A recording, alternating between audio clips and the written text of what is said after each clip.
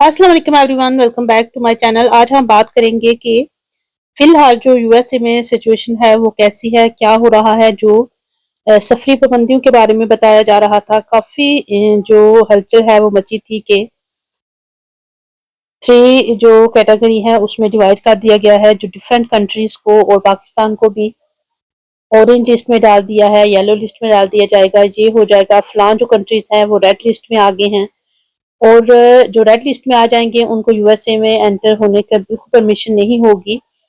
और मुझे याद है कि लास्ट में मैंने एक वीडियो की थी तो किसी ने कमेंट्स किया था कि आप पाकिस्तानी हैं तो आपको ऑरेंज लिस्ट में डाल दिया गया है, लेकिन ऐसा कोई सीन नहीं है। तो वो तो सारी जो न्यूज़ थी वो तो बाद में पता चला कि ऐसा कोई एग्जेक्टिव जो ऑर्डर है वो साइन नहीं हुआ था और ऐसी कोई जो लिस्ट है वो नहीं बनी थी।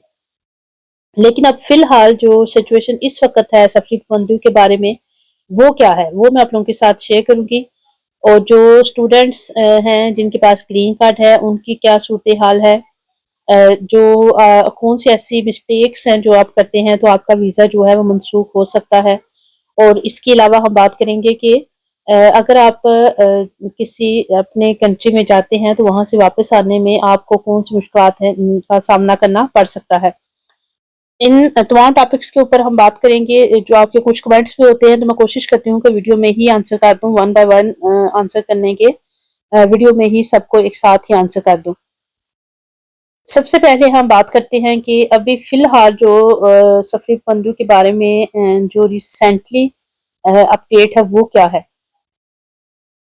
जो अभी रिसेंटली अपडेट है वो ये है कि फ़िलहाल जो न्यूज़ थी वो बिल्कुल फ़ेक थी। जिस तरह जैसा चल रहा है वैसा तो नहीं है, बहुत से प्रॉब्लम्स आ रहे हैं। जो बॉर्डर्स के ऊपर बॉर्डर्स को क्लोज कर दिया गया है, और इसके अलावा जो एयरपोर्ट हैं उनके ऊपर भी बहुत सी सख्ती की जा रही है। बहुत सी चेंजेस आई हैं। आप जो लोग मैं कहती हूँ इनके पास ग्रीन कार्ड हैं, जिनके पास पासपोर्ट हैं, वो भी सेफ नहीं है। और जो स्टूडेंट्स लास्ट मैंने वीडियो में आपको बताया था कि थ्री जो स्टूडेंट्स हैं स्टूडेंट्स वीज़ा पे आए थे, H1B वीज़ा पे, और एक प्रोफेसर थी उनको किस तरह डिपोर्ट किया गया है ग्रीन कार्ड के होते हुए, उनके पास ग्रीन कार्ड थे उनको कैसे डिपोर्ट किया गया है। और जो स्टूडेंट्स हैं वो भी सेव नहीं है। हालांकि जो स्टूडेंट्स हैं उनका राइट है यूएसए में आना, एक जो इलीगल कोई वीज़ा नहीं है, लीगली तरीके से वो आते हैं स्टूडेंट्स वीज़ा पे। उनको स्कॉलरशिप मिलती है, बाद जो है वो अप्लाई करके आते हैं और इसमें कोई इलीगल नहीं है। लेकिन बाद में अगर जो स्टूडेंट्स आते हैं वो अपना स्टेटस चेंज कर लेते हैं और लीगल जो लीगल एक्टिविटीज़ है उनमें मुलवस हो जाते हैं। बाज़ दफ़ा कोई ऐसा उनसे क्राइम हो जाता है जो उनकी नज़र में तो क्राइम नहीं होता, लेकिन जो यहाँ का लॉ है उनकी नज़र में वो क्राइम ही होता है।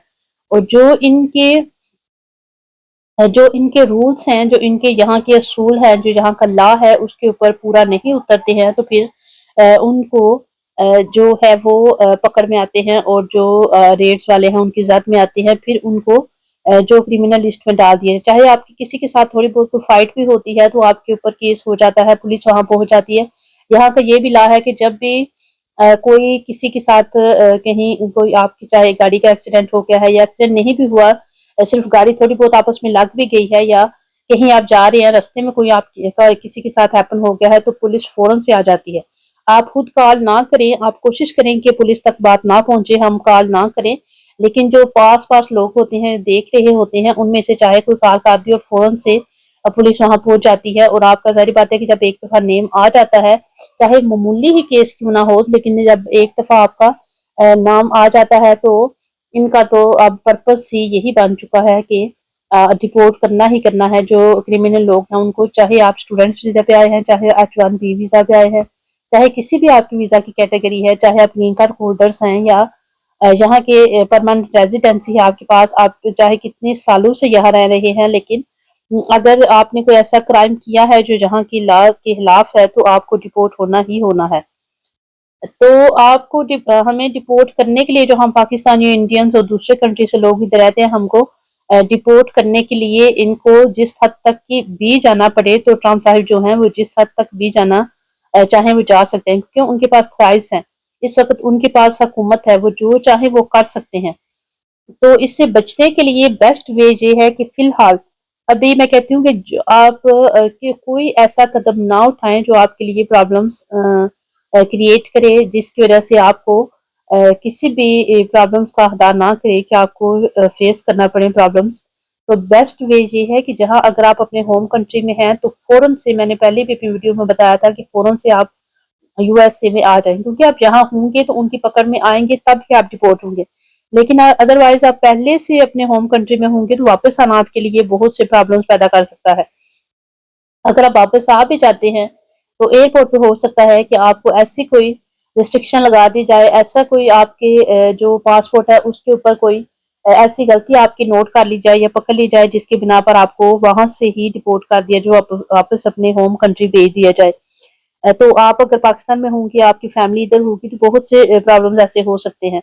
तो बेस्ट वे ये था कि मैं कहती हूँ कि अभी अगर आपने यूएसए में आना है किसी भी वीजा की कैटेगरी के ऊपर, तो फिलहाल कोई जो कदम है वो मत उठाएं।